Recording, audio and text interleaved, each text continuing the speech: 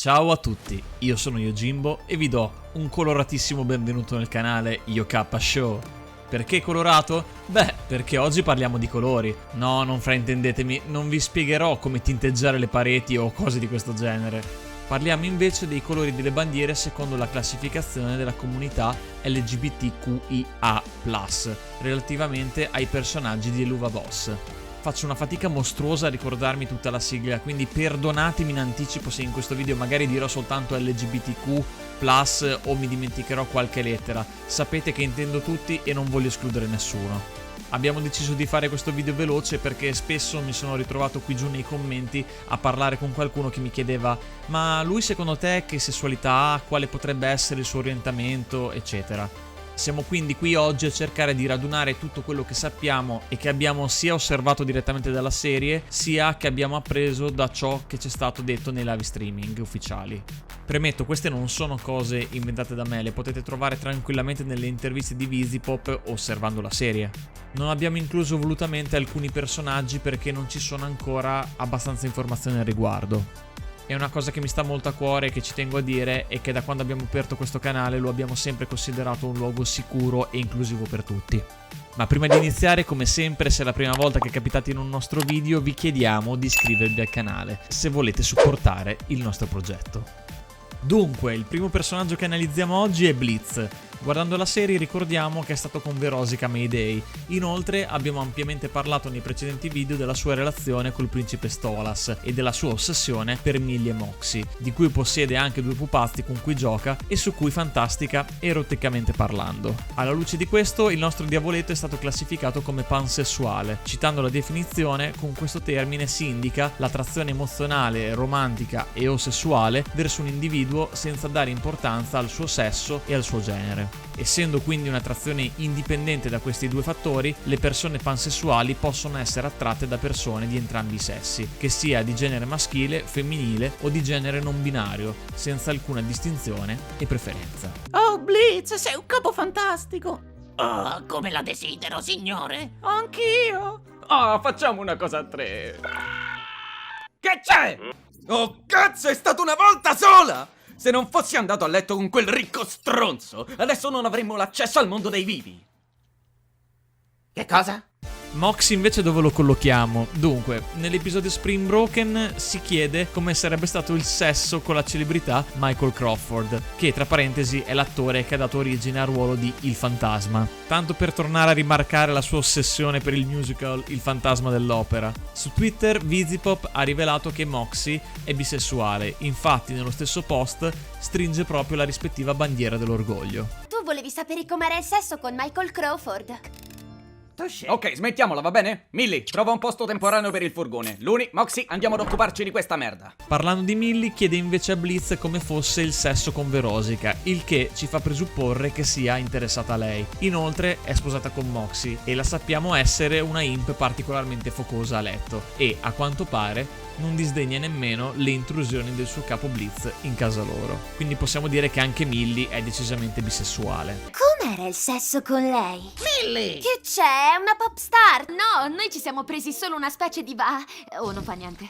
Noi siamo qui per vedere il festival. Devi sapere che il principe è il fidanzato del nostro capo. Sulla nostra cara Luna ci sono pochi dubbi, la vediamo estremamente interessata a Vortex e fa di tutto per ottenere un appuntamento con lui. Inoltre risulta essere molto attratta dal segugio infernale del trailer della seconda stagione, quindi possiamo tranquillamente dire che è eterosessuale. Oh, the hottie next to you wants to leave? Watch it! I mean, we could stay a little longer. Sì, credo di sì. Sì, scusami se sembra strano. Già, sono Luna. Ok, sono Vortex! Eccitante. Cioè, voglio dire letteralmente, ecco, sarebbe divertente andare su un Vortex. Probabilmente. Il principe Stolas, dunque, ha famiglia, è sposato con Stella e ha una figlia di nome Octavia, ma tutti sappiamo, sua moglie compresa, che intrattiene notti di pura fornicazione con Blitz, in cui si dà la pazza gioia. Su Stolas non c'è ancora una classificazione ufficiale e il fandom l'ha definito genericamente come queer. Con questo termine si intende una persona della comunità LGBTQ+, che non vuole dare un nome alla propria identità di genere e o orientamento sessuale, o che non vuole specificarla. Sicuramente chi si classifica in questo modo comunque non è etero o cisgender, ovvero una persona che, al contrario del transgender, che fa un percorso di transizione, come dice il nome, è a proprio agio col proprio genere biologico. Posso garantirti, mio caro Blizzy, che il mio grimorio è davvero molto importante e non posso sempre darlo a dei piccoli carinissimi imp come voi. Una volta al mese, con la luna piena, mi restituirai il libro, accompagnato da una notte di passionale fornicazione. E potrai tenerlo per il resto del tempo. Vediamo ora gli orientamenti degli amici succubi di Verosica. Sempre dall'episodio Spring Broken ricaviamo la maggior parte delle informazioni su di loro, anche perché per conquistare la folla questi focosi ragazzi e ragazze usano le proprie armi di seduzione, come possiamo vedere in queste scene. Questo piccolo imp vuole iniziare un duello demoniaco? Coco e Kiki sono lesbiche. Beh, quello mi pareva ovvio. Non credi? Ace è gay. Questo piccolo imp vuole iniziare un duello demoniaco?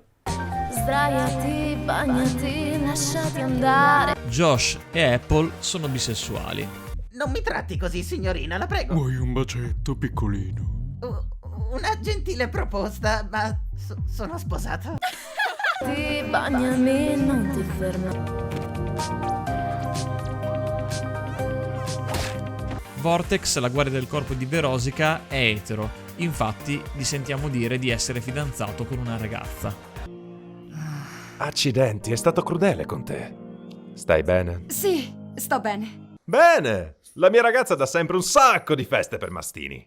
Fico. Sally Mae, la sorella di Millie, è transgender. Sì, sappiamo che la transessualità non è un orientamento sessuale, ma un'identità di genere, quindi vi chiediamo di scusarci anticipatamente se l'abbiamo inserita in modo un po' improprio in questa classifica. La riconferma di questa sua identità la si può notare anche dal merchandise ufficiale, dove, se osserviamo il suo inguine, notiamo una sporgenza molto esplicita. Tua sorella non ha ucciso mezzo vicinato. Sì, invece! Non conta se non trovano i corpi. Ehi, non prendertela. E inoltre non hai bisogno per forza del rispetto dei miei. Prima o poi accadrà. Non è vero. Cosa? Ho ragione, no? Voglio partecipare comunque ai giochi. Quanto ti arrabbieresti se scommettessi sulla sua morte? Questo era l'ultimo personaggio trattato in questa classifica. Fatemi sapere qui sotto in un commento cosa ne pensate, se avreste collocato i nostri eroi in maniera diversa e perché, e se vi piacerebbe vedere un video simile anche su Asdin Hotel. Ricreiamo come al solito il nostro piccolo forum di discussione, rispettando gli altri su questo argomento molto delicato. Inoltre, se questo contenuto ti è piaciuto, oltre a iscriverti al canale, che è una cosa che ci aiuta tantissimo, perché non dai un'occhiata a quest'altro video sempre a tema Helluva Boss? E noi, come sempre, ci vediamo al prossimo video.